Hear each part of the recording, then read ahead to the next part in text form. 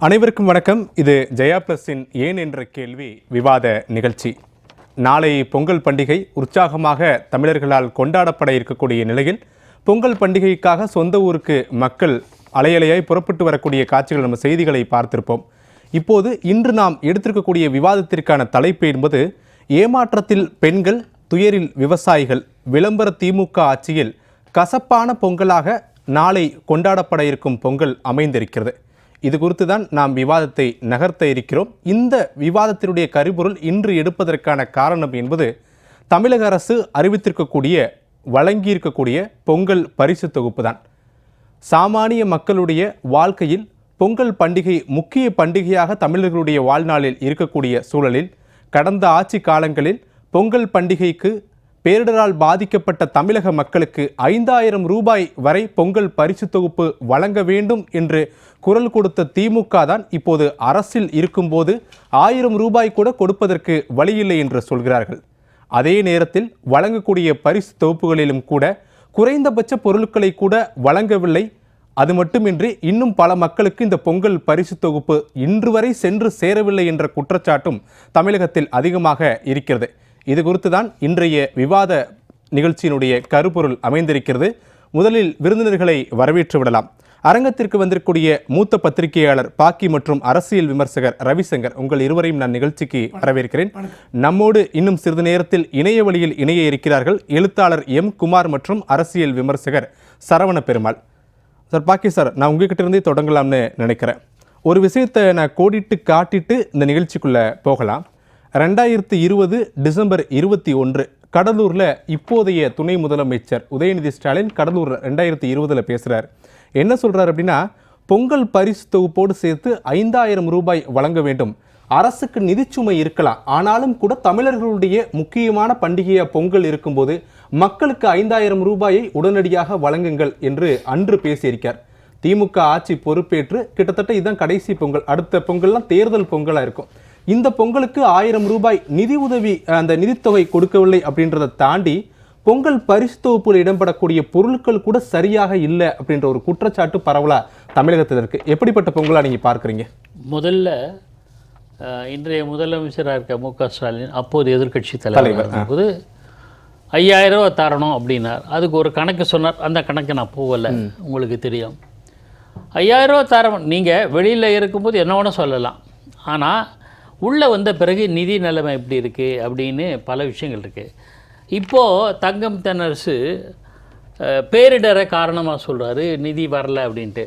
அப்போது கோவிட் பிரச்சனை இருந்ததில்ல, நாடு உலகமே ஸ்தம்பிச்சதில்ல.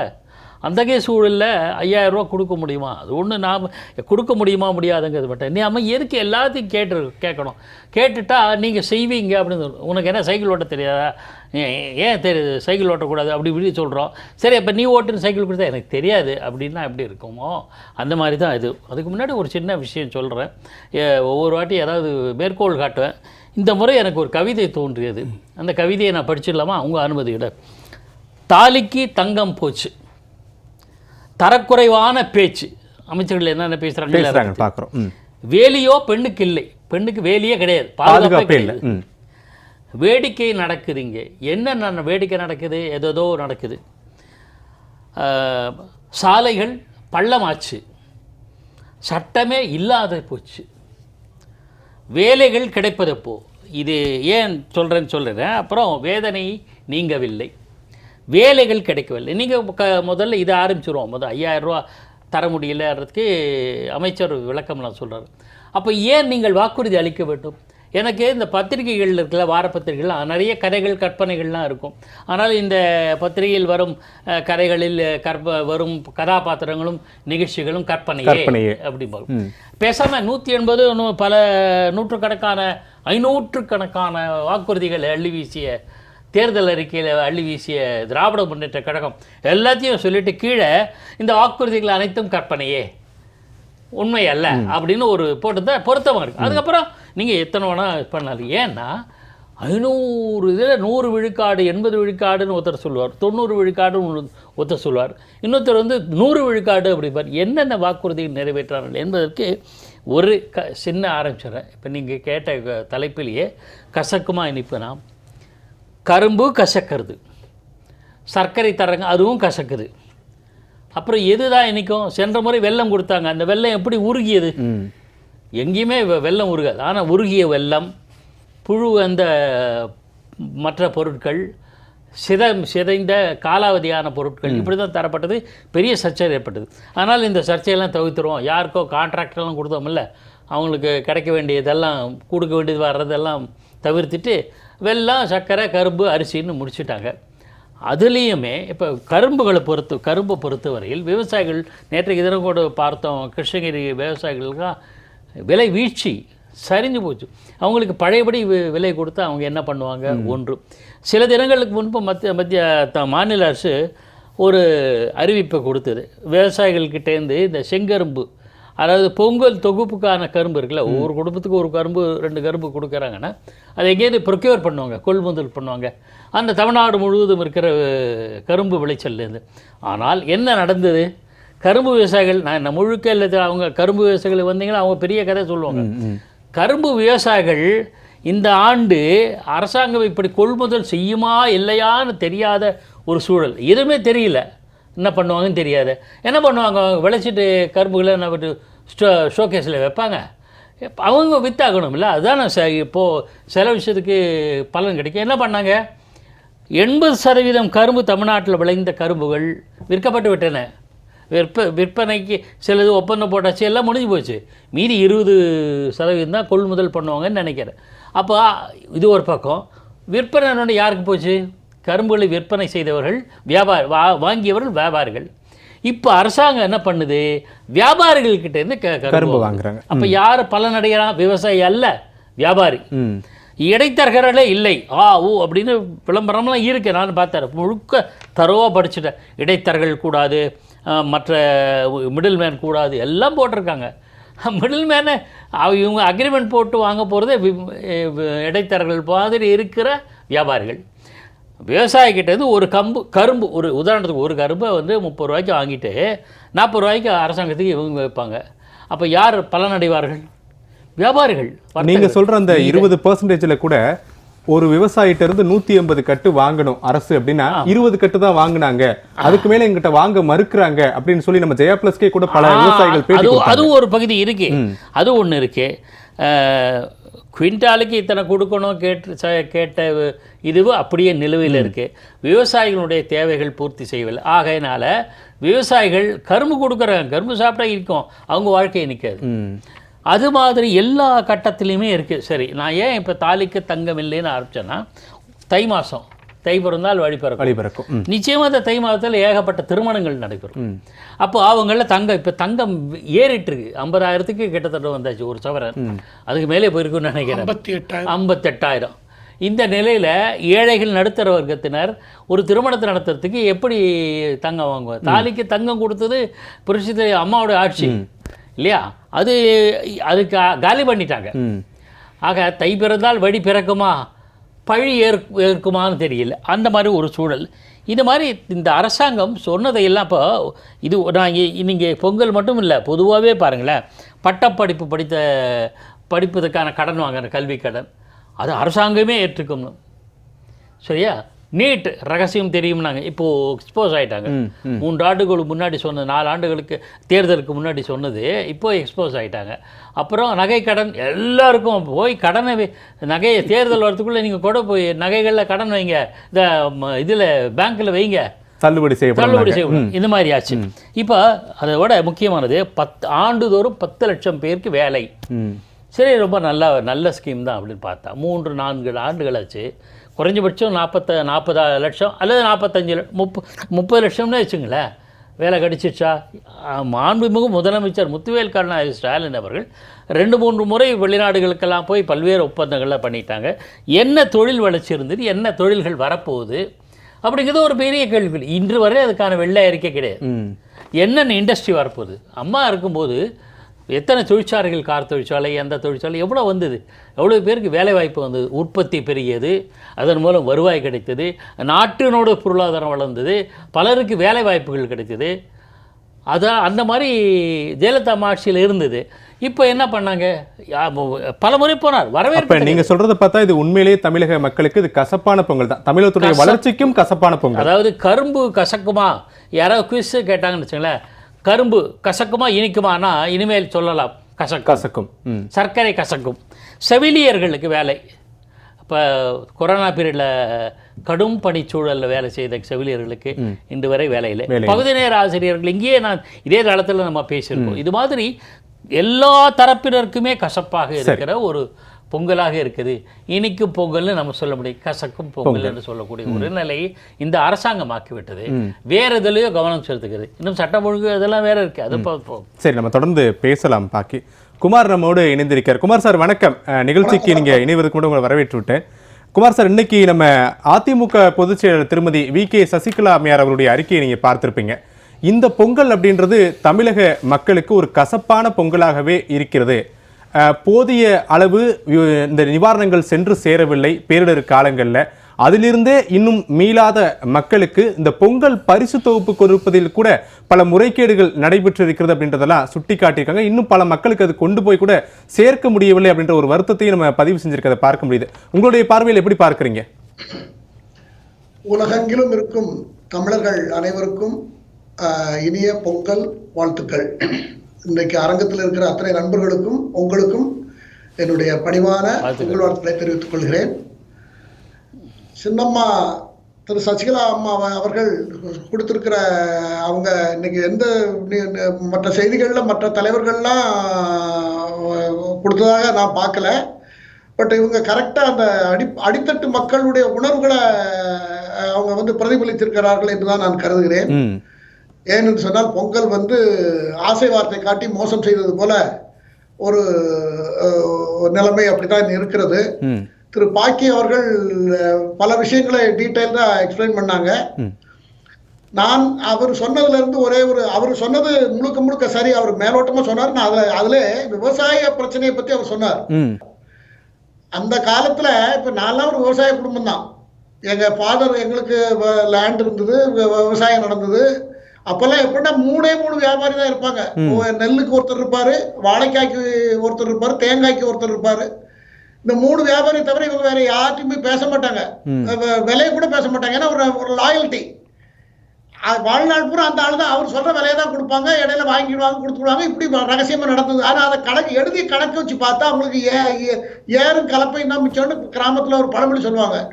அது 100 நாள் 150 நாள் 10 மாசம் கஷ்டப்பட்டு விளைய வச்ச பொருளுக்கு அந்த மகசூல் கிடைச்சிருக்காது. அதுக்கு தான் இப்போ இடையில மத்திய அரசு நேஷனல் அக்ரிகல்ச்சர் பாலிசி 2020 கொண்டு வந்தாங்க. அதுல என்ன கொண்டு வந்தாங்கன்னாக்கா, ஒரு ஆப் கொடுத்துருவாங்க விவசாயிகளுக்கு. என்கிட்ட 100 மூட்டை நெல் இருக்குனாக்கா, என்கிட்ட 100 மூட்டை நெல் இருக்குன்னா, இது உலகம் பூரா எங்க வேணாலும் யாருக்கு தேவை இருக்கோ, எவ்வளவு விலை கொடுத்து வாங்க தயாரா இருக்கிறவங்க நேரடியா அந்த விவசாயி அப்ரோச் பண்ணி அந்த டிமாண்ட் சப்ளை அதை ஒழுங்கா மானிட்டர் பண்ணி அதுக்குரிய ஸ்கீம் எல்லாம் போட்டு வச்சிருந்தாங்க. ஆனால் துரதிருஷ்டவசமா சில ட்ரேடர்ஸ்கள் அவங்க சௌகரியத்துக்காக, அதாவது கிராமத்தில் இப்போ நானோ நீங்களோ கிராமத்தில் ஒரு மூட்டை நெல்ல ஒரு குவிண்டால 2300 ரூபாய்க்கு கொடுத்துட்டு அதில் எப்படி ஒரு 60% அரிசி இருக்கும். அதை இங்கே வாங்கினா அது டபுள் விலை கொடுத்து அங்கே வாங்கணும். இங்கே வாங்குறத விட அங்கே விவசாயி கழிச்சு 100 நாள் 120 நாள் கஷ்டப்பட்டு உழைக்கிற விவசாயிக்கு 10% 5% கிடைச்சா ரொம்ப அதிகம். ஆனால் ட்ரேடருக்கு இடையில 6-7 ட்ரேடர் தாண்டி கன்சியூமர் ஆகி நம்ம வாங்குவோம். இந்த இடைத்தரகு வேலையை குறைக்கலாங்கிறது தான் மத்திய அரசு மெயினாக அதை கொண்டு வந்தாங்க. அது தவிர காப்பீடு அது இது நிறைய சலுகைகள் விவசாயிகள் கொண்டு வந்தாங்க. அதை எல்லாம் திட்டம் போட்டு ஒழிச்சு கட்டிட்டாங்க. அப்புறம் மத்திய அரசு வாபஸ் வாங்கிட்டு அதை விட்டுரும் தனியா. இது எதுக்கு நான் சொல்ல வரேன்னா, விவசாயிகள் வாழ்வில் விவசாயிகள் பொங்கல் இன்னைக்கு ரொம்ப ரொம்ப ரொம்ப முக்கியமான நம்மளுடைய பழைய மிகப்பெரிய தொல்காப்பிய காலத்திலிருந்து இந்த பொங்கல் விழாவுக்கு, அதுவும் பர்டிகுலரா நம்ம தமிழர்களுக்கு அது ரொம்ப முக்கியமான பண்டிகை.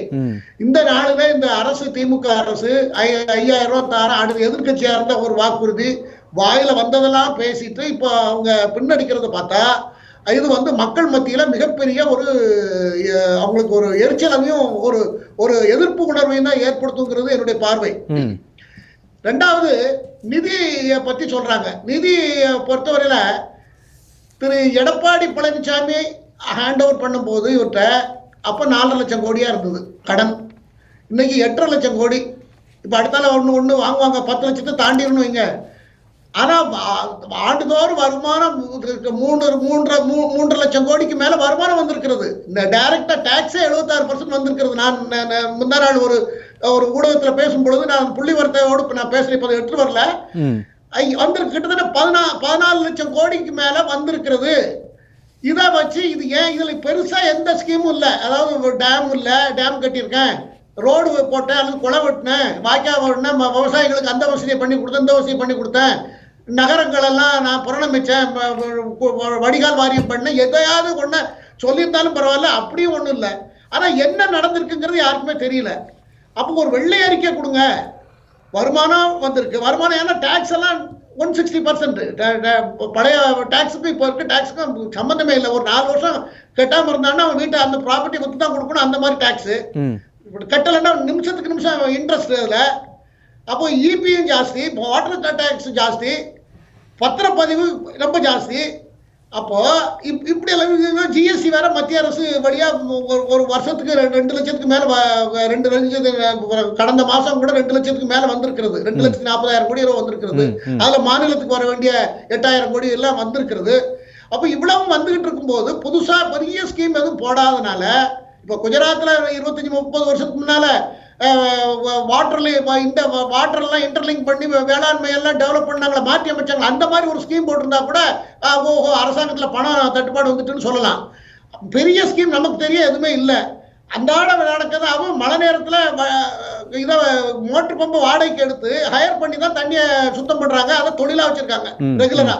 ஆக இப்படியெல்லாம் வச்சுக்கிட்டு இந்த ஏழை விவசாயிகளுக்கு இந்த அரசு கொடுக்காம இருக்கிறது. அதான் சின்னம்மா திரு சசிகலா அவர்கள் ரொம்ப உருக்கமா மக்கள்கிட்ட எடுத்து சொல்லியிருக்கிறாங்க. இது இந்த அரசுக்கு ஒரு பெரிய பின்னடைவாக தான் நான் அதை பார்க்கிறேன். இதை தொடர்ந்து இப்படி நீடிச்சது என்றால் அடுத்த வரக்கூடிய காலங்களில் இந்த அரசுக்கு மேல மக்களுக்கு மிகப்பெரிய அதிருப்தி வரும் என்பதில் எந்த மாற்று கருத்து கிடையாது. ஆகையினால இதை ஏழைகளுக்கு கொடுத்த வாக்குறுதிகளை நிறைவேற்றலைன்னா அது அந்த அரசு கிட்ட ஒரு நேர்மை இல்லைங்கிறது தான் நாம கற்றுக்கிட்ட பாடம் என்று நான் நினைக்கிறேன். சரி குமார், நம்ம தொடர்ந்து பேசலாம். ரவிசங்கர் சார், இப்போ நம்ம தொடர்ச்சியாக அந்த பொங்கல் பரிசு தொகுப்பு வழங்குவதில் மிகப்பெரிய குளறுபடிகள் மக்கள்கிட்ட இன்னும் போய் சேரவில்லை, அதை பற்றி தான் பேசிகிட்டு இருக்கோம். இந்த பொங்கல் பரிசு தொகுப்பு தொடர்பாக 1000 ரூபாய் அந்த கொடுக்கக்கூடிய தொகை என்பது கொடுக்கப்படவில்லை அப்படின்றதா மக்களுடைய பெரும் அதிருப்தியாக இருக்க தமிழகம் முழுவதும். பொங்கல் பரிசு இதில் தங்கம் தென்னரசு நிதியமைச்சர் என்ன பதில் சொல்கிறாருன்னா, 2 விஷயங்கள் நாங்கள் அதை கொடுக்காதுக்கு. ஒன்று, மத்திய அரசுகிட்ட இருந்து எங்கள்கிட்ட பேரிடர் நிவாரண நிதிகள் வரல, எங்ககிட்ட இருக்கக்கூடிய நிதி இருப்பை நாங்கள் பேரிடருக்கு செலவு செஞ்சிட்டோம், அதனால மக்களுக்கு எங்களால் கொடுக்க முடியலை. ஒன்று. 2வது, தமிழக அரசுகிட்ட பொதுவாகவே நிதி பற்றாக்குறை அதிகம் இருக்குது, இதுலேயும் 1000 ரூபாய் கொடுத்தோம் அப்படின்னா இன்னும் நம்ம பின்னாடி போயிடுவோம், அதனால கொடுக்கலன்னு சொல்லி ஒரு 2 விஷயத்த சொல்கிறாரு. இன்னொரு விஷயம் ரொம்ப சுவாரஸ்யமாக என்ன சொல்கிறாருன்னா, உங்களுக்கு ஏற்கனவே 12 மாதத்துக்கு வருஷத்துக்கு 12,000 ரூபா கொடுக்குறோம், இதில் அந்த 1000 ரூபா கொடுக்கலன்றதை மட்டும் நீங்கள் கேள்வியாக கேட்குறீங்களே அப்படின்ற ஒரு கேள்வியை கேட்குறாரு. இது ஒரு முறையான பதிலாக பார்க்க முடியுதா? இல்லைங்க, இல்லை. அதாவது போன வருஷம், அதுக்கு முதல் வருஷம், 2 வருஷமும் பொங்கலுக்கு நீங்கள் பரிசு அப்படின்ட்டு 1000 ரூபாய் பொங்கல் தொகைன்னு கொடுத்தீங்க. ஆனால் நீங்கள் எதிர்கட்சியாக இருக்கும் பொழுது இவங்க என்ன கேட்டாங்க, பொங்கல் தொகை 5000 ரூபாய் கொடுக்க வேண்டியதானே, அதை ஏன் கொடுக்கல அப்படின்னு கேட்டாங்க. ஸோ நீங்கள் எதிர்கட்சியாக இருக்கும்பொழுது ஒரு பேச்சு, ஆளுங்கட்சியாக வந்ததுக்கப்புறம் எங்களுக்கு நிதி சுமை, நிதி பற்றாக்குறை, அது இதுங்கிறீங்க. ஸோ இது பொதுவாகவே எல்லா இடத்துலையும் நடக்கிறதுங்க. ஸோ இவரை பொறுத்த வரைக்கும் இப்போ இவர் சொன்னது என்ன சொன்னார் அப்படின்னா, பேரிடர் நிதி அதெல்லாம் எங்களுக்கு இதிலேருந்து ஒன்றிய அரசுக்கிட்டேருந்து வரவில்லை அப்படின்னாங்க. இல்லை, பேரிடர் நிதிக்கு நீ எவ்வளோ எதிர்பார்க்குறீங்க, அதான் நீங்கள் சொல்கிறீங்க 20,000 கோடி கொடு, 30,000 கோடி கொடுங்க அப்படிங்கிறீங்க. இந்த மாதிரி எந்த ஒரு இதுலேயும், ஈவன் 2004 சுனாமி வந்த போது கூட இந்த மாதிரி அப்போ காங்கிரஸ் அரசாங்கம் இருந்தது, கொடுக்கவில்லை இவ்வளோ. அதாவது நீங்கள் என்ன கேட்டாலும் இது எங்கேருந்து எடுத்து கொடுக்குறாங்க சார்? 2 ஃபண்டு இருக்குது சார். ஒன்று ஸ்டேட் டிசாஸ்டர் ரெஸ்பான்ஸ் ஃபண்ட், இன்னொன்று நேஷனல் டிசாஸ்டர் ரெஸ்பான்ஸ் ஃபண்ட். இந்த ஸ்டேட் டிசாஸ்டர் ரெஸ்பான்ஸ் ஃபண்டில் எவ்வளோ இருக்கோ அதை கொடுத்து முடித்து விட்டு அதுக்கு மேலே பற்றாக்குறை அப்படின்னால் அப்போ நேஷனல் டிசாஸ்டர் ரெஸ்பான்ஸ் ஃபண்ட்லேருந்து எடுத்து கொடுப்போம். இந்த ஸ்டேட் டிசாஸ்டர் ரெஸ்பான்ஸ் ஃபண்ட், இது எங்கள் ஸ்டேட் ஃபண்டு தானே, இதுலேருந்து கொடுங்க. இல்லை, அரசாங்கத்துக்கும் தெரியும், இப்போ நேயர்களுக்கு தெரியணுங்கிறதுக்காக நான் சொல்கிறேன். ஸ்டேட் டிசாஸ்டர் ஃபண்டுங்கிறது 100 கோடி அப்படின்னால் அதில் 75 கோடி மத்திய அரசாங்கம் கொடுக்குறாங்க. ஆமாம், மீதி 25 கோடி தான் அந்த ரெஸ்பெக்டிவ் ஸ்டேட். அந்த மாதிரி சில இதில் இமாச்சல பிரதேஷ், சிக்கிம், மிசோரம், அருணாச்சல் பிரதேஷ், இந்த மாதிரி நார்த் ஈஸ்டர்ன் ஸ்டேட் அங்கெல்லாம் ஹில்லி ஏரியாஸ் அங்கெல்லாம் போனீங்கன்னா ஸ்டேட் டிசாஸ்டர் ஃபண்டுக்கு 90%, 100 கோடியில் 90 கோடி மத்திய அரசாங்கம், மீதி 10 கோடி தான் அந்தந்த ஸ்டேட் போட்டுக்கிறாங்க. ஸோ இந்த ஸ்டேட் டிசாஸ்டர் ஃபண்டுக்கும் ஒரு ரெகுலேஷன் இருக்குது. என்ன இதில் இருக்கோ எங்களுக்கு 5000 கோடி கொடுக்க முடியாது. என்ன யார் ரெகுலேஷன் கொண்டு வராங்க? Finance commission regulation. Finance commission என்ன சொல்கிறாங்க, இப்போ 2022-23 அந்த ஃபைனான்ஷியல் இயர்லேருந்து 2027, 28, 26 அந்த 5 வருஷத்துக்கு ஸ்டேட் டிசாஸ்டர் ரெஸ்பான்ஸ் ஃபண்டு 1 கோடியே 28 லட்சம் 30 லட்சம் அலோகேட் பண்ணிட்டாங்க அந்த 5 வருஷத்துக்கு. ஸோ அதை பேஸ் பண்ணி ஒவ்வொரு ஸ்டேட்டுக்கும் இவ்வளவுன்னு அலோகேட் பண்ணுறாங்க. இந்த ஸ்டேட்டுக்கு அலோகேஷன் எப்படி பண்ணுறாங்க அப்படின்னு பார்த்தீங்கன்னா அந்த ஸ்டேட்டுடைய பாப்புலேஷன், அது மட்டும் இல்லாமல் இந்த ஸ்டேட்டில் எந்த அளவுக்கு அடிக்கடி இதெல்லாம் பாதிக்கப்படுறதா, எவ்வளோ பாதிக்கப்படுறது, எந்த அளவுக்கு விருந்து, இதெல்லாம் பேஸ் பண்ணி தான் கொடுக்குறாங்க. அந்த மாதிரி இது பண்ணும்பொழுது தமிழ்நாட்டுக்குன்னு போன வருஷத்தில் 948 கோடி கொடுத்துருக்காங்க. ஸோ நீங்கள் 6000 கோடி நாங்கள் கொடுத்தோம், இவ்வளோ கோடி கொடுத்தோம் அப்படின்னா அது வேற விஷயம். இது அப்போ என்ன பண்ணணும், ஒவ்வொரு வருஷமும் இந்த மாதிரி பிரச்சனைகள் வரும்பொழுது ஸ்டேட் டிசாஸ்டர் இவ்வளோ தான் இருக்குது, நீங்கள் 25% கொடுக்குறீங்க. அதில் நீங்க என்ன பண்ணுங்க, அமைச்சரோட பேச்சு மடைமாற்றக்கூடியது, மக்கள்கிட்ட இருக்கக்கூடிய அதிருப்தியை மத்திய அரசு மேல திருப்புறாங்கன்றீங்க. கண்டிப்பா மக்களுக்கு தெரியணும் இது. சோ இவங்க கொடுக்கல அப்படின்னா, சரி கொடுக்கல அப்படின்னா அதுக்காக நீங்க விட்டுருவீங்களா? நீங்க இப்ப என்ன பண்றீங்க, மற்றபடி மகளிர் உரிமை திட்டம், தென் நான் முதல்வன் திட்டம், தென் இந்த ஸ்டூடெண்ட்ஸ் அரசு ஸ்கூல்ல படிச்சவங்களுக்கு ஃபர்தரா காலேஜ் படிக்கிறதுக்கு அவங்களுக்கு ஒருத்தருக்கு 1000 ரூபாய் உதவித்தொகை கொடுக்குறாங்க. அந்த மாதிரி மாணவர்களுக்கும் கொடுத்துருக்கு. நிறைய இந்த மாதிரி ஃப்ரீ பீஸ் கொடுத்துருக்கீங்க. நான் குறை சொல்லலை, ஃப்ரீ பீஸ் கொடுங்க, அது எல்லா ஸ்டேட் கவர்மெண்ட்டை நீங்க பார்த்துங்க. ஆனால் உங்களுக்கு தெரியணும் இந்த ஸ்டேட்டுடைய நிலவரம் எப்படி இருக்கு, இந்த மாதிரி ஃப்ரீ பீஸ் எல்லாம் கொடுக்க முடியுமா முடியாதா, இந்த மாதிரி எங்களுக்கு நிதி சுமை வந்துருத்துங்கிறீங்க. எதனால் நிதி சுமை வந்தது? பட்ஜெட் அலோகேட் பண்ணிருக்கீங்க இல்லையா, ஒன்று இவ்வளோதான். அதையும் தாண்டி ஏன் நிதி சுமை வந்தது அப்படின்னு நீங்கள் பார்த்தீங்கன்னு வச்சுங்களேன், இவங்களுடைய பட்ஜெட்டில் வருஷத்துக்கு அரவுண்டு 49,000 crore 49,000 கோடி இவங்க ஏற்கனவே வாங்கின கடனுக்காக இவங்க கட்டிட்டு இருக்காங்க. என்ன கடன் வாங்கினாங்க? 2021 ஏப்ரலில் இவங்க கிட்ட ஏடிஎம்கே அப்போ இருக்கும்பொழுது 3 கோடி 50 லட்சமோ என்னமோ தான், இந்த 4 கோடி 50 லட்சம் அவ்வளோதான்.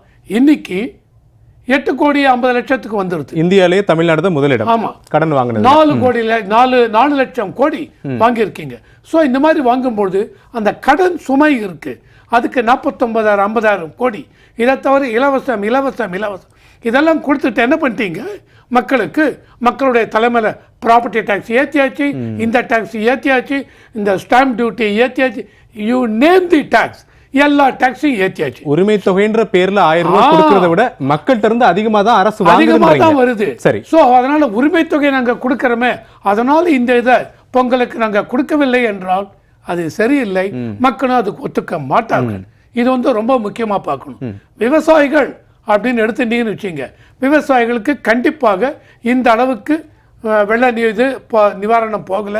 விவசாயிகள் என்ன சொல்றாங்க, எங்களுக்கு அவங்க கேட்குறது என்ன அப்படின்னால், ஒரு ஏக்கருக்கு இவங்க இவ்வளோ 35,000 ரூபாய் யூனிஃபார்மாக எல்லா கிராப்புக்கும் ஒரு ஏக்கருக்கு இவ்வளோ கொடுத்தோம்.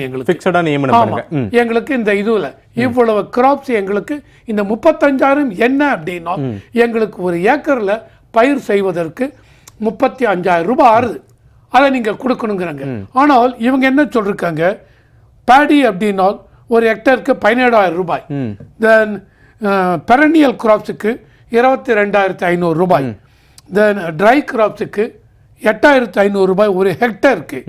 அந்த மாதிரி லைவ் ஸ்டாக், ஆடு மாடெல்லாம் இறந்து போனது இல்லையா, அதுக்கு ஒரு மாட்டுக்கு 37,500 ரூபாய், கோழி அந்த மாதிரி பேர்டு அதெல்லாம் போனதுக்கு 300 ரூபாய் அப்படின்னு இவங்க இது முடிவு பண்ணிருக்காங்க தமிழ்நாடு அரசாங்கம். விவசாயிகள் என்ன கேட்குறாங்க, எதை பேஸ் பண்ணி இதை பண்றீங்க, யாரை கேட்டீங்க, யாரை கன்சல்ட் பண்ணீங்க? ரெண்டாவது, நாங்கள் இவ்வளோ செலவு இவ்வளோ இது நிவாரணம் கேட்குறோம். நாங்கள் கேட்குறது ஒரு ஏக்கருக்கு 35,000, நீங்கள் சொல்கிறது ஒரு ஹெக்டருக்கு 22,500 பெரனியல் கிராப், பேடினா 17,000. நாங்கள் கேட்குறது எங்கே, நீங்கள் கேட்குறது எங்கே? ஸோ எந்த விதத்துலையும் இது எங்களுடைய துயரை நீக்காது. ஸோ அந்த அளவுக்கு நாங்கள் கஷ்டப்பட்டிருக்கோம். இந்த அளவுக்கு வெள்ளம் அத்தனை பயிரும் நாசமாக இருக்குது. ஸோ தமிழக அரசாங்கத்தின் மீது இவங்க அந்த அளவுக்கு வேதனை இருக்காங்க, வெறுப்பில் இருக்காங்க. ரவிசங்கர் சார், நீங்கள் சொல்கிறத பார்த்தா மத்திய அரசிட்ட பேரிடர் நிவாரண நிதி கேட்கும்போது கேட்பதை விட குறைவாக தான் கொடுக்குறீங்கன்னு தமிழக அரசு சொல்கிறாங்க. ஆனால் அதே தமிழக அரசிட்ட மக்கள் எங்களுக்கு இவ்வளவு வேண்டும் இழப்பீடு அப்படின்னு கேட்குறப்ப தமிழ்நாடு அரசு அதில் சொற்பத்தை தான் கொடுக்குறாங்க. கண்டிப்பாக. ஆனால் அரசு, மத்திய அரசு மீது பழி போடக்கூடிய அரசு ஏன் உங்கள் மேலே குற்றம் இருக்குன்னு உறுதியாக சொல்ல மாட்டீங்க, நீங்கள் கேள்வி கேட்குறீங்க. கண்டிப்பாக. அது மட்டுமே இல்லை சார், எதுக்கு எடுத்தாலும் நீங்க என்ன பண்றீங்க, மத்திய அரசாங்கம் மத்திய அரசு. சார், நீங்க ஸ்டேட் கவர்மெண்ட் உங்ககிட்டயும் பட்ஜெட் இருக்கு, அந்த பட்ஜெட்ல அலோகேட் பண்றீங்க. அந்த மாதிரி பண்ணும்பொழுது எல்லாருக்குமே தெரியும் 70% உங்க பட்ஜெட்ல வருவாய் செலவு. அந்த மாதிரி செலவு வரைச்ச வருவாய் இவ்வளவுதாங்க வருது. அந்த வருவாயில 65-70% சேலரிக்கும் பென்ஷனுக்கும் மற்ற இதுக்கும் போயிடுது. மீதி 30% தான் இருக்கு. இந்த பட்ஜெட்ல பார்த்தீங்கன்னு வச்சுங்க, அந்த 30%ல 12% தான் இவங்க இன்ஃப்ராஸ்ட்ரக்சருக்குன்னு அலோகேட் பண்ண முடிஞ்சது. ஒரு இதில் அரசாங்கம் என்னன்னா இன்ஃப்ராஸ்ட்ரக்சர் வாங்குற கடன், இவ்வளவு கடன் வாங்குறீங்க, அந்த கடன் எல்லாத்துலயும் முக்காவாசி இந்த மாதிரி ரெவென்யூ எக்ஸ்பெண்டிச்சரா போயிடுது. இன்ஃப்ராஸ்ட்ரக்சருக்கு போல நீங்க 49,000 கோடி வருஷத்துக்கு கட்டுறேன்னு சொல்றீங்க. எப்படி கட்டுறீங்க? எப்படி நீங்க கட்டணும் அப்படின்னா இன்ஃப்ராஸ்ட்ரக்சர் கிரியேட் பண்ணுங்க, அதிலிருந்து வர வருவாயை வச்சு இந்த இதெல்லாம் நீங்க ஏற்கனவே வாங்கின கடன் எதுவுமே செய்யாம தமிழ்நாடு அரசிட்ட போதிய அளவு நிதி இல்லைன்றத மட்டும் சொல்றாங்க. அதனால இது மட்டும் தொடர்ந்து பேசலாம். ஆமா, இந்த ஒரே ஒரு பாயிண்ட் சொல்லுங்க. இப்ப 2024-25 இந்த பட்ஜெட்டுக்கு இவங்க என்ன சொல்றாங்க, 1,55,00,000 சார் 1,55,000 கோடி வாங்க போறோம் அப்படின்னு இருக்காங்க. அப்போ நீங்க கட்டுற இதெல்லாம் வச்சு மாசமா வருஷம் 49,000 அந்த மாதிரி பண்ணும்பொழுது 2025 முடிவில் 10 லட்சம் கோடி ஆயிடும். தமிழ்நாடு உயர்ந்துரும் சொல்றீங்க. ஆமா, இது அடுத்த வர அரசாங்கம் நீங்களே வந்தாலும் சரி, வேற எந்த கட்சி வந்தாலும் சரி, அவங்களுக்கு அந்த அளவுக்கு சுமை இருக்கும். அதனால அரசாங்கம் யோசிக்கணும். சரி, இந்த எந்த ஒரு அரசாங்கமும் இலவசம்னு போனாலே பண்ணுங்க, தவறு இல்லை, பண்ணுங்க. உங்களால ஃபைனான்சியலி சஸ்டைனபிளா பாத்துங்க.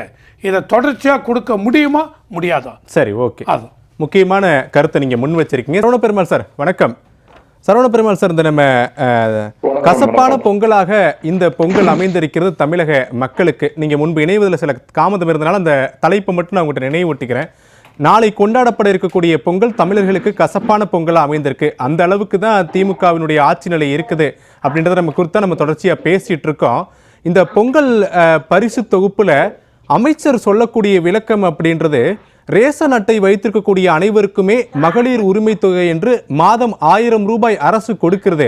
அப்படி கூட்டு கழிச்சு பார்த்தோம் அப்படின்னா வருஷத்துக்கு 12,000 ரூபாய் கொடுக்கிறோம். இதுவே ஒரு பொங்கல் பரிசு தொகுப்பு தானே, இந்த 1000 ரூபாய் கொடுக்கலன்னா என்ன ஆக போகுது அப்படின்ற தோரணையில் நிதியமைச்சர் தங்கம் தென்னரசு பேசியிருக்கார். ஆனால் நடைபெற்று முடிந்த சட்டமன்ற கூட்டத்தொடரில் துணை முதலமைச்சர் உதயநிதி ஸ்டாலின் சொல்லியிருக்காரு, இன்னும் 1,06,00,000 ரேஷன் அட்டைதாரர்களுக்கு இந்த மகளிர் உரிமை தொகை இன்னும் வழங்கப்படவில்லை.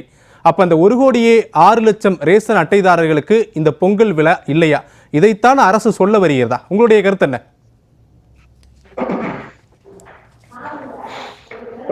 அனைவருக்கும் மாலை வணக்கம். ஜெயா+ நியூஸ் குழுமத்தினருக்கும் நெறியாளர் உங்களுக்கும் சக கருத்துரையாளர்களுக்கும் பணிவான வணக்கங்களை தெரிவித்துக் கொண்டு, உலக தமிழ் நெஞ்சங்களுக்கு என்னுடைய பொன்னான கருத்துக்களை தமிழ் கடவுள் முருகனுடைய திருவடியிலிருந்து தெரிவிக்கிறேன். போகி பண்டிகை வாழ்த்துக்கள், பொங்கல் வாழ்த்துக்கள் அனைவருக்கும். வாழ்த்துக்கள். இங்க பாத்தீங்கன்னா நம்ம இந்த பொங்கலை கொண்டாடக்கூடிய தருணம், மக்கள் தை பிறந்தால் வழி பிறக்கும் அப்படின்றத முன்னுதாரணமாக கொண்டு நம்ம வழிபாடுகள் பொங்கலை பொங்க வைக்கிறாங்க தமிழகத்துல. இந்த சூழ்நிலையில இப்பேற்பட்ட ஒரு அல்வா கொடுக்கிற பொங்கல் ஏற்கனவே இவங்க வந்து பாராளுமன்றத்துல மத்திய அரசாங்கத்தை குறைவா பேசி அல்வா கொடுக்குற மத்திய அரசாங்கம், அல்வா கொடுக்குற மோடி அப்படின்லாம் வந்து பொய் பிரச்சாரம் பண்ணாங்க. இன்னைக்கு வந்து இவங்க செஞ்சிருக்கிறது வந்து பாத்தீங்கன்னா மிகப்பெரிய அல்வா பொங்கல். அங்க வந்து அரிசி பொங்காது, இந்த மைதா மாவை போட்டு அல்வா பண்ணுவாங்க. அந்த மாதிரியான ஒரு நிகழ்வு தான் இங்க வந்து நடந்திருக்கு. இப்ப வந்து இவங்க சொல்லுவாங்க எங்களுக்கு வந்து ஒரு டெபிசிட் இருக்கு, இது வந்து மத்திய அரசாங்கம் கொடுக்க மாட்டேங்குது அப்படின்னு சொல்லுவாங்க, ரெவென்யூ டெபிசிட். ஆனா வந்து மத்திய அரசாங்கம் வந்து பாத்தீங்கன்னா ஒவ்வொரு ஃபர்ஸ்ட் ஹாஃப்ல வந்து 28,717 கோடி ரூபாய் 20, 24, 25 ஆண்டுக்கான பிசிக்கல் டெபிசிட் அந்த இதை வந்து 24% வந்து அவங்க கொடுக்குறாங்க. அதுல வந்து இவங்க தமிழ்நாடு கவர்மெண்டோட ரெவென்யூ ரிசிப்ட்ஸ் 1,23,970 கோடி ரூபாய் அந்த ஃபர்ஸ்ட் ஹாஃப்ல. அதுல வந்து 24% வந்து சென்ட்ரல் கவர்மெண்ட் கொடுக்கவே இல்லைன்னு சொல்லுவாங்க. இந்த மாதிரி பல விஷயங்கள்ல வந்து இந்த அரசாங்கம் வந்து ஒரு வரையறையே இல்லாம, அதாவது ஒரு எக்கனாமிக் ஸ்டெபிலிட்டி ஆக்ட்னு ஒண்ணு இருக்கு. அந்த எக்கனாமிக் ஸ்டெபிலிட்டிக்கு ஆக்டுக்கு முற்பட்டு தமிழகம் வந்து இன்னைக்கு வந்து பாத்தீங்கன்னா இந்தியாவிலேயே இந்த 20, 24, 25 ஆண்டு காலத்துக்கான பினான்சியல் இயருக்கு வந்து கிட்டத்தட்ட வந்து பாத்தீங்கன்னா தமிழகம் தான் அதிகப்படியான கடன்களை வாங்கி இருக்கக்கூடிய மாநிலம். அடுத்தபடியாக ஆந்திரா, அது அடுத்தபடியாக மகாராஷ்டிரம். 45,000 சில்லறை கோடி ரூபாய் கடன் வாங்கி இருக்கிறார்கள். கடன் வாங்கி செலவு செய்யறாங்க. எந்த செலவு எங்க செய்யறாங்க அப்படின்றது யாருக்குமே தெரிய மாட்டேங்குது. அறநிலைத்துறையில வந்து நான் தான் வந்து முதல் முறையா வள்ளுவர் கோட்டத்துல நடந்த ஆர்ப்பாட்டத்துல ஒரு இந்து அமைப்பின் சார்பாக நடத்தப்பட்ட ஆர்ப்பாட்டத்துல தமிழகத்தினுடைய அறநிலைத்துறை கீழே இருக்கக்கூடிய கோயிலுடைய வருமானம் கிட்டத்தட்ட 1.5 லட்சம் கோடி ரூபாய் என்று கணக்கிட்டு நான் அன்று இருந்த ஊடகத்திற்கு வெளியிட்டேன், அந்த மேடையிலும் அறிவித்தேன். ஆனா இன்னைக்கு வந்து பாத்தீங்கன்னா இந்த தமிழகத்தில் இருக்கக்கூடிய அறநிலைத்துறை இது வருமானத்தை கொண்டு கோயில்களுக்கு எதுவுமே செய்ய மாட்டாங்க, பக்தர்களுக்கு எதுவுமே செய்ய மாட்டாங்க. ஆனா என்ன பண்றாங்கன்னா ரோடு போடுவது, ஒவ்வொரு தொகுதி எம்பிக்கான ஃபண்டு மாதிரி அதை எடுத்துக்கிட்டு இவங்க வந்து செலவு பண்றாங்க. அந்த செலவுல சரியான கணக்கு வழக்குகள் இருக்கான்னு பாத்தீங்கன்னா தெரியல. இப்ப கூட எங்க கிராமத்துலதான், எங்களோட தந்தையார் கிராமத்துலதான் உட்கார்ந்துருக்கேன். தேனி மாவட்டம், அதாவது மேகமலைக்கு அருகாமையில. இந்த மாவட்டத்துல வந்து பாத்தீங்கன்னா ஒரு இடத்துல, இந்த கிராமத்துல ஒரு இடத்துல போர்டு போட்டிருக்காங்க, இந்த மயான வழியை போடுவதற்கு கிட்டத்தட்ட 16 லட்சம் ரூபாய் ஆகிறது, ஆண்டுக்கு 5 ஆண்டுக்கு அதை மெயின்டைன் பண்றதுக்கு 1.5 லட்சம் செலவாகுது அப்படின்லாம் போடுறாங்க. இதெல்லாம் என்ன கணக்கு வழக்கு அப்படின்னு ஆடிட்டிங் ஃபார்ம் கேட்டா, சிஏஜி கேட்டா, சிஏஜியினுடைய தலைவராக இருக்கக்கூடிய முக்கிய தலைமை பொறுப்பு, தமிழகத்தின் தலைமை பொறுப்பில் இருக்கக்கூடிய அந்த ஆபீசரே இவங்க என்ன சொல்றாங்கன்னா, நீங்க வந்து இர்ரெஸ்பான்சிபிளா பிஹேவ் பண்றீங்க, எங்க தமிழக அரசாங்கத்தினுடைய கோரிக்கையை ஏற்று நீங்க செயல்பட மாட்டேங்கிறீங்க. ஏன்னா இவர் வந்து என்ன சொல்றாருன்னா, இவங்க போட்டிருக்கிற ஆடிட்டிங் ரிப்போர்ட்ஸ், இவருக்கு கொடுத்திருக்கக்கூடிய ஆடிட்டிங் ரிப்போர்ட்ஸ்ல மிகப்பெரிய ஸ்கேம், எல்லாமே ஃபால்ஸ் ரிப்போர்ட், ஃபர்ஜ்டு ரிப்போர்ட்ஸ், இந்த மாதிரியான ரிப்போர்ட்ஸ் எல்லாம் வந்திருக்கு. ஆகையினா அவர் என்ன சொன்னாரு, இதை வந்து ஏற்றுக்கொள்ள முடியாது. ரூரல் டெவலப்மெண்ட் டிபார்ட்மெண்ட்லயும் சரி, அரசாங்கம் செலவிட்டு இருக்கக்கூடிய பல திட்டங்கள், இப்போ நீட் வேண்டான்னு சொல்றாங்க, நீட் வேண்டான்னு சொல்லிட்டு 100 கோடி ரூபாய் அரசு பள்ளி மாணவர்களை நீட்டுக்காக தேர்ச்சி செய்வதற்கு, அவர்களை 600 மார்க் எடுக்க வைப்பதற்கு, 700 சில்லற மார்க்குக்கு, 720 மார்க்குக்கு 600 மார்க் எடுக்க வைப்பதற்கு ஒவ்வொரு அரசாங்கம் பள்ளியிலிருந்து 10 - 20 மாணவர்களை தேர்ந்தெடுத்து அவர்களுக்கு 100 கோடி ரூபாய் செலவில் பயிற்சி அளிக்கப்படுகிறது என்று ஒரு திட்டத்தை அறிவித்தார்கள். அறிவிச்சுட்டு இவங்க என்ன பண்றாங்க, நீட்டு வேணான்னு சொல்றாங்க. அந்த பணம் எங்க போச்சு, வேண்டாம்னு சொன்ன நீட்டு பணம் எங்க போச்சு? ஆனா வந்து எனக்கு தெரிஞ்சு ஒவ்வொரு கிராமங்கள்ல, குறிப்பிட்ட கிராமங்களை பயணம் செய்யும் போது 20, 15, 10 மாணவர்களை தேர்ந்தெடுத்து பயிற்சி அளிக்கப்பட்டிருக்கிறது. அதற்கான செலவு என்னாச்சு? அந்த 100 கோடி ரூபாய் ஒழுங்கா செலவு செஞ்சாங்கன்னா கணக்கு இருக்காது. நீங்க சொன்னவர்கள் வந்து நீங்க இல்ல சரவண பெருமாள் நீங்க சொல்ல வரதுல இருந்து தமிழ்நாடு அரசுட்ட நிதி குறைவா இருக்குன்னு சொல்லக்கூடிய அரசு நிதியில பல்வேறு முறைகேடுகள் நடைபெற்றிருக்கு அப்படின்றத குறிப்பிட வரீங்க, சரியா? ஆமா சரி. ஏன்னு கேட்டீங்கன்னா ஒரு விஷயத்தை நல்லா தெரிஞ்சுக்கோங்க. இந்த நீங்க சொன்னீங்க பாத்தீங்களா இந்த விவரம், மாசம் 1000 ரூபாய் நாங்க கொடுக்கிறோம், அதுவே வந்து பொங்கல் வைப்பு தொகைக்கு அதிகப்படியாக நாங்க கொடுத்திருக்கோம், அதனால கொடுக்க முடியாதுன்ற அமைச்சர் டைரக்டா சொல்றாரு. மக்கள் நல்லா புரிஞ்சுக்கணும். சரி. அது இல்லாம இந்த டேட்டா உதயநிதி ஸ்டாலின் அவர்கள் சொல்லி இருக்கிறாரு, ஒரு கோடி பேருக்கு மேல ரேஷன் கார்டு உள்ளவங்களுக்கு இந்த 1000 ரூபாய் சென்றடையவில்லை, அவர்களுக்கும் சேர்த்து. அது இல்லாமல் இந்த பொங்கல் வைப்பு தொகையும் சென்றடையவில்லை. ஏன்னா ஒரு சில பேருக்கு அது விடுபட்டு இருக்கு. ஏற்கனவே இந்த குளறுபடிகள் நடந்தது, பல உங்க விவாதம் அடையில இதை பத்தி பேசியிருக்கேன். ஏன்னா அந்த 1000 ரூபாய் கொடுக்கறதுல குளறுபடி.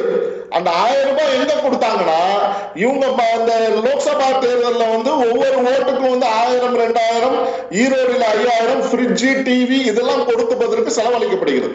அது மட்டும் இல்லாமல் டாஸ்மாக்ல வந்து இன்னைக்கு போனீங்கன்னா ஒரு பாட்டிலுக்கு 15 ரூபாயில இருந்து 20 ரூபாய் வாங்குறாங்க. இன்னைக்கு ஒரு சில டாஸ்மாக் கடையில அது நடந்து கொண்டு இருக்கிறது. குறைந்தபட்சம் 10 ரூபாய் வாங்கிட்டு தான் இருக்காங்க. செந்தில் பாலாஜி அவர்கள் அரெஸ்ட் ஆவதற்கு முன்னாடியே வந்து இந்த பிரச்சனை விஸ்வரூபம் எடுத்து செயல்பட்டு கொண்டு இருந்தது. மறுபடியும் அந்த வந்து 20 ரூபாய் வாங்கிட்டு இருந்தாங்க, இப்ப 15 ரூபாய் ஒரு சில இடத்துல வாங்குறாங்க. இப்படி எல்லாம் வாங்கப்படும் பணம் எங்கே செல்கிறது? யாருடைய பணம் இது? சரி, டாஸ்மாக் என்பது தவறுதான், நான் அதில் ஏற்றுக்கொள்ள முடியாது எனக்கு. ஆனா வந்து பாத்தீங்கன்னா இதுலயும் வந்து எக்ஸஸா பணத்தை வாங்குறீங்க. எல்லாமே வந்து நீங்க வந்து என்ன பண்றீங்கன்னா, after adjusting the repayment, Tamil Nadu government net borrowing stood to 26,000 crores in the first half 24 to 25. இதுதான் வந்து சிஏஜியினுடைய லேட்டஸ்ட் இப்போ ரிப்போர்ட் வந்திருக்கக்கூடியதுல. அது மட்டும் இல்லாமல் இவங்க என்ன கொடுக்குறாங்கன்னா, போட்ட பட்ஜெட்ல இருந்து செலவு ஆகக்கூடிய பட்ஜெட்டுக்கு வந்து மிஸ்மேட்ச். சரி, ஓகே, நான் வரேன் திருப்பி உங்ககிட்ட. சரவண பெருமாள் வரேன். ரெவென்யூ ரெசிப்ட்ஸ் மிஸ்மேட்ச், இந்த மாதிரியான பல விஷயங்கள் இருக்கு. அதனால இந்த அரசாங்கம் வந்து சட்டம் ஒழுங்கு சீர்கட்டு விட்டது. மக்கள் நலத்திட்டம் என்று 1000 ரூபாய் கொடுக்கறது, அதுலயும் வந்து குளறுபடிகள். இந்த 1000 ரூபாய் யாருக்கு போச்சு, யாரோட வீட்டு கணக்கு போச்சு அப்படின்னு தெரியல. இந்த மாதிரியான பல திட்டங்கள்ல வந்து இவங்க வந்து நீட்டுல இருந்து ஆரம்பிச்சு 1000 ரூபாய் 100 கோடி ரூபாய் செலவு பண்றேன்னு சொல்லிட்டு பல கோடி ரூபாய்கள் இது மாதிரியான தவறான முறையில வந்து இவங்க செலவு செய்யறாங்க. இன்னைக்கு இன்னொரு விஷயம் சொல்லிடுறேன். புதுசா வந்திருக்கக்கூடிய பஸ்ல வந்து CCTV camera, Nirbhaya CCTV camera கிடையாது. நீங்க எல்லா இடத்துலயும் நோட் பண்ணி பார்க்கலாம். சென்னையில இல்ல சரவண பெருமாள், நான் வரேன் திருப்பி, நான் உங்ககிட்ட வரேன். பிரேக் அப்புறம் வரேன். நீங்க சொல்ல வரதுல இருந்து தமிழ்நாடு அரசிட்ட கடன் சுமை அதிகமா இருக்கக்கூடிய நேரத்துல திட்டங்களுக்கான நிதியில முறைகேடு நடக்குது அப்படின்ற முக்கியமான குற்றச்சாட்டை முன் வச்சிருக்கீங்க. நம்ம தொடர்ந்து பேசலாம் சரவண பெருமாள். அதுக்கு முன்னாடி ஒரு பிரேக் போயிட்டு வரேன், ஒரு சிறிய இடைவெளிக்கு பிறகு. இல்ல நான் வரேன் சரவண பெருமாள், வரேன் சார். தமிழக அமைச்சரவையினுடைய முக்கிய அமைச்சர் துரைமுருகன் சட்டமன்றத்தில் சொல்றாரு, இந்த வருஷம் தான் தேர்தல் இல்லையில, அடுத்து தேர்தல் வரும், அப்போ வேணா பார்க்கலாம் பொங்கல் பரிசு தொகுப்பு கொடுக்கலாமா அப்படின்றது அவர் நகைச்சுவையாக சொல்கிற மாதிரி இருக்குது. பட் அது உண்மைத்தன்மை தான். ஏன்னா தேர்தல் வரக்கூடிய நேரத்தில் மட்டும்தான் திமுக வாக்குறுதிகளையும் சரி இது போன்ற திட்டங்களையும் சரி மக்கள்கிட்ட கொண்டு போய் சேர்க்குறாங்க. 2020 தேர்தல் நடைபெற்று முடிந்ததற்கு பிறகு அடுத்தடுத்த வருடங்களில் பொங்கல் பரிசு தொகுப்பு வழங்கப்பட்டது. ஆனால் இந்த முறை வழங்கப்படவே இல்லை. குறிப்பாக சொல்லணும்னா பொங்கல் பரிசு தொகுப்பில் குறைந்தபட்ச பொருட்களை கூட வழங்கவில்லை அப்படின்ற ஒரு அதிருப்தி இருக்கு இல்லையா? நிறைவான ஒட்டுமொத்த உங்களுடைய இறுதியான கருத்து என்ன சார்? அதாவது இப்போ இடைத்தேர்தல் வரப்போகுது, இப்போ ஆரம்பிச்சிருவாங்க. இப்போ அங்க பாருங்களேன், ஈரோடு கிழக்குல ஆரம்பிச்சிட்டாங்க. பணம் இல்லைன்னு சொல்றாங்க இல்லையா? அங்க என்னெல்லாம் நம்ம பார்க்க போறோம் அடுத்த வாரத்துல இருந்து, நம்ம அந்த திருவிழாவை நம்ம பார்க்கலாம். அதாவது பணம் இருக்கிறது இல்லைங்கிறது இல்ல இருக்குங்கிறதுக்கு அவங்க சொந்த சுயநலத்தின் அடிப்படையில தான் அதெல்லாம் சொல்றாங்க. மக்களுக்கு கொடுக்கணுங்கிறது, இப்ப அங்க தேர்தலில் ஜெயிக்கணுங்கிறதுக்கு. ஆனா இந்த தடவை அவங்களுக்கு என்ன ஒரு இதுனாக்கா எல்லா மெயின் கட்சிகள் போட்டியிடலை. அதனால யாருக்கெல்லாம் கொடுக்காங்களோ கொடுக்காம போறாங்களோ தெரியாது. அது ஒரு பக்கம் இருக்கு. ரெண்டாவது, இப்போ மாநிலங்கள்ல நீங்க நீங்க நீங்க ஜெயா பிளஸ்ல வந்து நீங்க ஒரு சர்வே பண்ணீங்கன்னா, நான் இதை ரொம்ப ஃபீல் பண்ணி சொல்றேன். 4 மணிக்கு மேல முன்னெல்லாம் மதுக்கடையில் கூட்டம் இருக்கும். இப்பெல்லாம் கஞ்சா, இப்ப போதைப் பொருள் தான் இப்ப வியாபாரம். 4 மணிக்கு மேல எல்லாம் இப்படி தொங்க விட்டுட்டு எல்லாம் சுத்திட்டு இருக்கான். எல்லாம் திருநெல்வேலியா இருக்கட்டும், கோயம்புத்தூரா இருக்கட்டும், எல்லா இடத்துலயும் ஆன்லைன்லயே. இப்போ வேணுங்கிறவங்க வாட்ஸ்அப்ல நிறைய நம்பர்லாம் வருது, ஆன்லைன்ல புக் பண்ணினா வீட்டுல டெலிவரி. அந்த அளவுக்கு இந்த தமிழ்நாட்டில் எவ்வளவு ஒழுக்கமாக எந்த மாதிரி அது இருந்த மாநிலத்தில் இப்போ இந்த நிலைமைக்கு ஆளாயிருக்குனாக்கா இதுக்கு என்ன காரணம்? இது எந்த விதமான கண்ட்ரோல் இல்லாமல் போயிட்டு இருக்கு. சரி, அடுத்தபடியாக ஒயின் ஷாப்ல 45,000 கோடி வருவாய். நான் எனக்கு வருத்தம்லாம் என்னன்னா, இந்த வருமான சேல்ஸ் டாக்ஸை கொண்டு வரும்போது ராஜாஜி அவர்கள் 70-71 கலைஞரை பார்த்துட்டு அவர் தான் முதல்ல இதை அறிமுகப்படுத்தினது. அப்போ என்ன சொன்னாருனாக்கா, இந்த மது வேண்டாம், மதுவால குடும்பங்கள்லாம் சீரழியுது, அதற்கு ஆல்டர்னேட்டிவ் வருமானத்துக்கு என்ன பண்றது அப்படின்னு கலைஞர் சொல்லும்போது, அப்போ அதுக்கு நம்ம இந்த மாதிரி ஒரு டாக்ஸ் போடலாம், விற்பனை வரியை நம்ம கொண்டு வரலாம், அதில் நமக்கு அதுக்கு ஈடு கட்ட முடியும்னு சொல்லி ரொம்ப குறைந்த பர்சன்டேஜில் ஆரம்பிச்சது. இன்னைக்கு ஒவ்வொரு உடல்லையும் குழாய் போட்டு ரத்தத்தை உறிஞ்ச மாதிரி உறிஞ்சிக்கிட்டு இருக்கிறாங்கன்னு வச்சுக்கோங்க. இப்போ அது அப்படி போனாலும் பரவாயில்ல, இப்போ மதுக்கடையும் திறந்தாச்சு, மதுக்கடையில் ஏற்பட்ட லாபம், அதுல லாபம், வரி, அது இது எல்லாம் போட்டு கடனும், நாட்டுக்கு கடன், நம்ம மேல எல்லாம் கடனை சுமத்தி வச்சுட்டு இருக்காங்க. இதுக்கு மாசம் மாசம் கட்டுற வட்டி, ஆக இப்படி எல்லாம் போய்கிட்டு இருந்ததுன்னா வம்பன் சொத்து வீண கையாச்சனைன்னு சொல்லுவாங்க கிராமத்துல. வம்பன் சொத்து வீண கையாச்சனை அப்படின்னு சொல்லுவாங்க. அதை போலதான் இப்ப இந்த அரசு போய் கொண்டு இருக்கிறது. இது நாட்டுக்கு நல்லதில்லை. இதுல மாறணுங்கிறது தான் என்னுடைய அபிப்பிராயம். மக்கள் ஏன்னா ஜனநாயகத்துல மக்கள் தான் எஜமானர்கள். அவர்கள் நல்ல ஆட்சி வரணுங்கிற ஒரு முடிவை நோக்கி அவங்க தேர்தல் நேரங்கள்ல சுயமா சிந்திச்சு வாக்களித்தார்கள் என்றால் பணம் காசுக்கு மயங்காமல் வாக்களித்த கழிப்பு. இப்போ ஈரோட்ல எலெக்ஷன் வருது, அவங்களுக்கு விருப்பம் இல்லைன்னா நோட்டாவும் இருக்கு. இதே நிலை தமிழகத்துல நிதிநிலை தொடர்ந்தால் தமிழகத்தினுடைய நிலை என்பது கேள்விக்குறியாகும் அப்படின்ற ஒரு கருத்தோட நீங்க நிறைவு செய்றீங்க. சரி, ரைட். ஓகே குமார், நான் உங்களுடைய நிறைவான கருத்தை எடுத்துக்கிறேன். பாக்கி சார், உங்களுடைய நிறைவான கருத்து. ஒரு சின்ன விஷயம், சந்தேகத்தை நான் எழுப்புறேன். தங்கம் தெரசு என்ன சொல்றாரு, நாங்கள் பேரிடருக்கு 3000 கோடி கேட்டோம், ஆனால் அவங்க கொடுத்தது 275 கோடி தான் அப்படின்னு சொல்லிட்டு இந்த பரிசு தொகுப்புக்கு 250 கோடி செலவாகுது அப்படிங்கிறது. இப்போ என்ன அர்த்தம்? நான் என்ன கேட்குறேன்னா, கொடுத்ததே பேரிடருக்கு. நாம் மத்திய அரசாங்கம் அவ்வளோதான் கொடுத்துன்னு வச்சுப்போம். மத்திய அரசாங்கம் எதுக்கு கொடுத்தாங்களோ அதுக்கு தான் பயன்படுத்தணும். இப்போ பயிர் நஷ்டம் அடைஞ்சது, கால்நடைக்கு உயிரிழப்பு இருந்தது, வெள்ளத்தினால் மழையினால் சேதம் ஏற்பட்டது அப்படின்னா அதுக்கு தான் பயன்படுத்தணும். அப்போ அதை பரிசு தொகுப்பு பயன்படுத்தினா உங்களுக்கு ஃபிஸ்கல் மேனேஜ்மெண்ட்டே இல்லையோன்ற சந்தேகத்தை எழுப்பு இல்லையா? எதுக்கு கொடுத்தாங்களோ, இப்போ நான் ஒரு கம்பெனியில் வேலை செய்கிறேன், பெட்ரோல் காசு கன்வெயன்ஸ் காசுன்னு கொடுத்தா நான் I should use it for petrol, vehicle பராமரிக்கிறதுக்கு அதுக்கு தான். அது மாதிரி இல்லாமல் வேறு எதுக்காக பயன்படுத்தினா அது என்ன சொல்வது? இந்த கோளறு இங்கே ஏற்படலை. போக்குவரத்து ஊழியர்களுக்கான அந்த பெனிஃபிட்ஸ் இருக்குல்ல, ஓய்வு பெற்றவர்களுக்கு இன்னமும் செட்டில் பண்ணல. ஒப்பந்தம் அந்த பேச்சுவார்த்தை நடத்தவும் இல்லை. அதே மாதிரி பல்வேறு இவங்களுடைய தொகுப்பூதிய ஆசிரியர்களுக்கான தொகுப்பு அவங்களுக்கு பணி நிரந்தரம் பண்ணலை. ஆட்சிக்கு வரதுக்கு முன்னாடி சொன்ன இந்த கொரோனாவில் பாதிக்கப்பட்டவர்களுக்கு இந்த களப்பணியாற்றிய துப்புரவு பணியாளர், தூய்மை பணியாளர், அவங்களுக்கெல்லாம் நான் பணி நிரந்தரம் செய்வோம், செவிலியர்களுக்காக பணி நிரந்தரம் செய்வோம் அப்படின்னாங்க. இதுவரையில் என்னாச்சு? ஒன்றும் இல்லை. பெண்களுக்கு இருசக்கர வாகனத்தை கடந்த அரசாங்கம் கொடுத்தது. ஆனால் நீங்கள் அதை கொடுக்கறது அப்படியே மெயின்டைன் கொண்டு மானியம் கொடுத்தாங்க. அதையே இது பண்ணீங்க நீங்கள். ஸோ அது இப்போ நீங்கள் செய்ய வேண்டியதெல்லாம் செய்ய வேண்டியது எதுவும் அதை செய்ய வேண்டியதெல்லாம் நிறைய செய்கிறீங்க. அப்போ பொருளாதார ஆய்வறிக்கை பொருளாதார நிபுணர்கள் வச்சு ஒரு குழு போட்டு இன்று வரையில் கான்க்ரீட்டாக அவங்க என்ன சொன்னாங்க, எதெல்லாம் செயல்படுத்தணும், ஒன்றுமே கிடையாது. இதெல்லாம் பல்வேறு சந்தேகங்கள் ஏற்படுவதனால தான் இந்த நலத்திட்டங்களை முறையாக செயல்படுத்தணும். தமிழக அரசுடைய தோல்விக்கு ஒரு காரணம். ஆக பொங்கல் கசக்கும், இனி இப்போ கரும்பு கசக்கும், சர்க்கரையும் கசக்கும், அவ்வளோதான். சரி, உங்கள் நிறைவான கருத்தை எடுத்துக்கிறேன். ரவிசங்கர் சார், உங்களுடைய நிறைவான கருத்து. சார், இந்த இலவசங்கள் அப்படின்னு கொடுக்கறதுலேயே என்ன பிரச்சனை வருதுன்னா, நீங்கள் தமிழ்நாட்டை எடுங்க, கர்நாடகாவை எடுங்க, இமாச்சல பிரதேஷ் எடுங்க, எங்கெங்கெல்லாம் இந்த இலவசம்னு கொடுக்குறாங்களோ அந்த இலவசத்தை கொடுக்கும் பொழுது யோசிக்கணும் சார், எமக்கு வர வருவாயிலேருந்து எப்படி இலவசத்தை கொடுக்க போகிறோம் பிளான் பண்ணிட்டீங்க. ஸோ நீங்கள் இப்போது மொத்தமாக இவங்களுக்கு ஒரு 1000 கோடி ரூபாய், இதுக்கு மகளிர் உரிமைக்கு இது, அப்புறம் மற்ற ஒவ்வொரு ஸ்கீமுக்கும் மொத்தமாக உங்கள் ஸ்கீமுக்கு எவ்வளோ போகிறது? ஃப்ரீபீஸ் ஒரு 10,000 கோடி போகிறதா மாதத்துக்கு அப்படின்னா எப்படி இந்த 10,000 கோடியை நீங்கள் மீட் அவுட் பண்ண போகிறீங்க? இதுக்கு பட்ஜெட்டில் ஏதாவது நீங்கள் ப்ரொவிஷன் கொடுத்துருக்கீங்களா? எனிதிங் பட்ஜெட் இவ்வளோ தான் சார் வருவாய் வருது, ஆனால் இதுக்கு வந்து செலவுன்னு வரச்ச இவ்வளோ செலவாகும் இந்த ஃப்ரீபீஸ்க்குன்னு நீங்கள் கொடுத்துருந்தால் அதையும் சேர்த்து எக்கச்சக்கமாக துண்டு விழும். அந்த மாதிரி துண்டு விழும்பொழுது நான் வெளியில் கடன் வாங்க போகிறேன், அப்போ நீங்கள் என்ன பண்ணணும்? இவ்வளோ ஃப்ரீபீஸு கொடுக்க முடியாது, கொடுக்கக்கூடாது.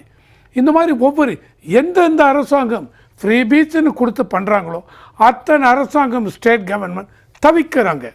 இது இன்க்ளூடிங் இப்போ மகாராஷ்டிராவில் கொடுத்ததுலேருந்து ஆகட்டும், மத்திய எந்த இதில் கொடுத்தாலும் ஃப்ரீபீஸ்ன்னு ஒரு இதுவே என்னை பொறுத்த வரைக்கும் கண்டிப்பாக ரொம்ப பிலோ தி பவர்ட்டி லைன் இருக்காங்க இல்லையா, அவங்களுக்கு கொடுங்க.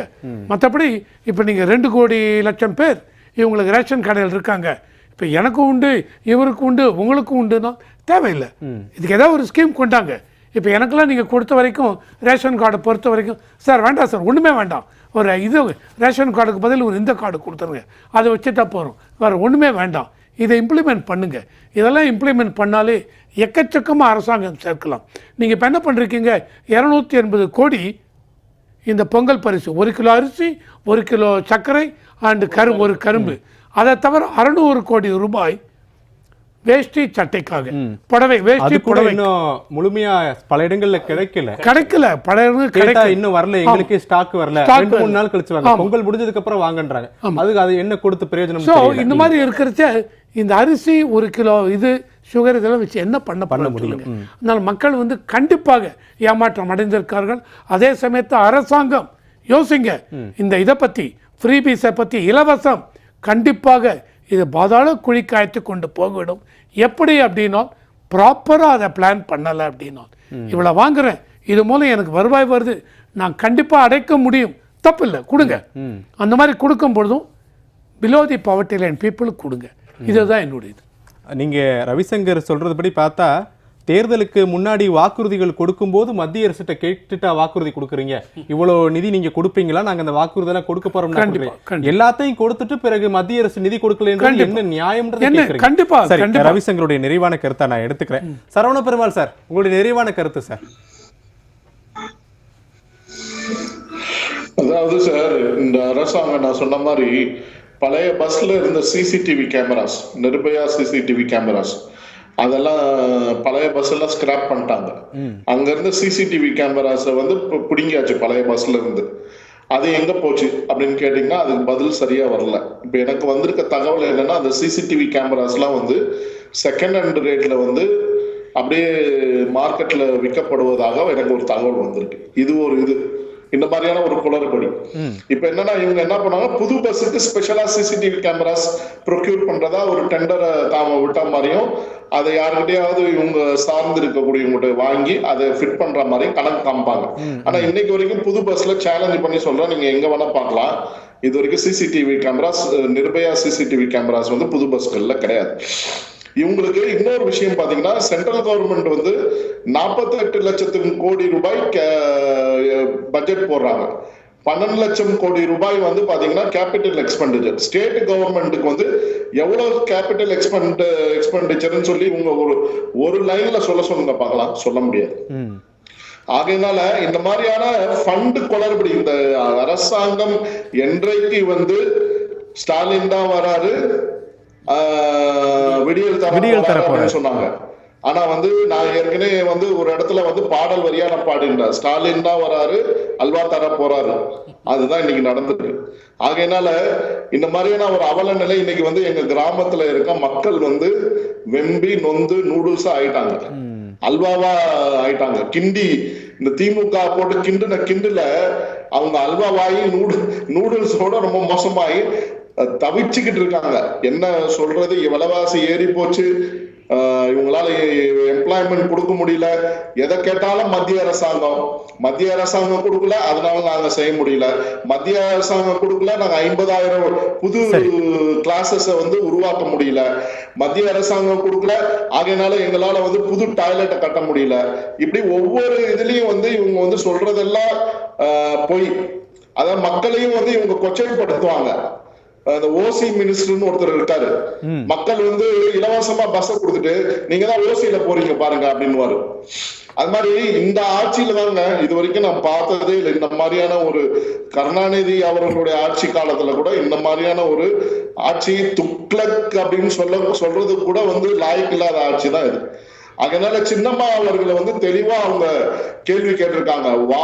அதாவது மக்கள் வந்து உழைக்கக்கூடிய மக்கள் வந்து அவர்களுக்கு விவசாயிகளுக்கு கொடுக்க வேண்டிய சரியான கரும்புக்கான இது விலையை நிர்ணயிக்க முடியல, அதை கொடுக்க முடியல.